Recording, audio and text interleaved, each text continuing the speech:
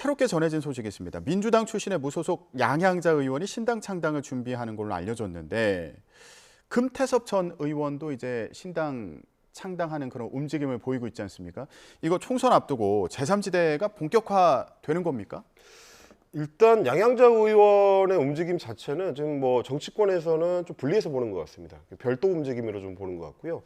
그리고 이제 언론에서도 양향자 의원한테 확인해 봤을 때는 금태섭 의원 쪽에 추진하고 있는 신당하고 교감을 한 상태에서 추진하는 거는 아니다. 아예 별개로 움직이는 상황이다. 그렇습니다. 이렇게 좀 선을 그었고 그리고 이제 엄밀히 말하면 민주당하고의 관계로 봤을 때 양향자 의원이 지금 내년 총선을 앞두고 갈 수 있는 방향이 몇 개 없었습니다. 그걸 한번 생각해 볼 필요는 있어요. 예. 뭐 지난번에 이제 그 정권이 새로 좀 출범하고 나서 양향자 의원이 반도체 관련된 특위의 위원장을 맡아가지고 그것도 사실 논란이었거든요. 무소속이긴 하지만 어쨌든 민주당 출신이고 문재인 대표 시절에 이제 발탁된 인사인데 예. 뭐 윤석열 정부에서 소위 한 자리 하는 게 그림이 맞느냐라는 얘기가 있었습니다. 예. 그러다 보니까 복귀할 가능성, 그러니까 민주당으로 복귀할 수 있는 가능성이 사실상 차단된 상태였고. 그래서 오죽했으면 양향자 의원이 이제 뭐 삼성의 반도체 공장이 있는 뭐 화성 지역구 쪽도 염두에 두고 있다라는 얘기가 한동안 돌았을 정도로 예. 갈 수 있는 방향이 좀 마땅치 않다는 얘기가 많이 있었는데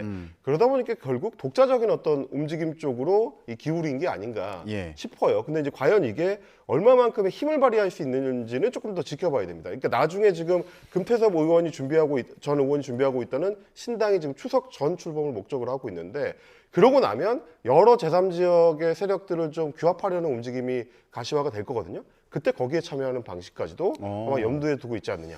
뭐 그렇게 예. 좀 보여집니다. 예.